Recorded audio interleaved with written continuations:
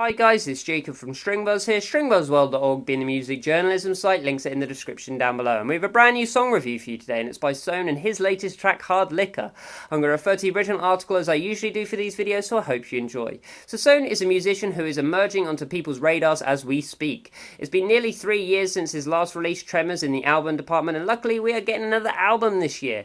So this single is a bit of a taster of what is to come this year and from the new album, so shall we see what I thought of it? And well, for me this track was very interesting. There were influences of industrial music in here as well as early electronic music. A brave decision to go along with, but I think it worked out pretty well, and the brooding nature of the track had me hooked in from start to finish. Chris has a great vocal performance on this record too, sounding both gentle and soft as well as aggressive and somewhat snarling at points.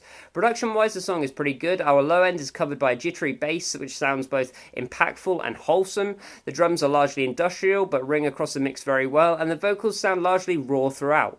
My only faults come in the sections that include harmonies whilst not changing the instrumentation. There we hear an accompaniment which is perhaps too thin and causes the vocals to sound a little dry as an outcome, but that might just be me really. Moving on to musicality, the song is simplistic yet effective in what it's trying to achieve. It's around 30 seconds too long for me as there's no real variation in here, but I did enjoy hearing the themes of the track unfold.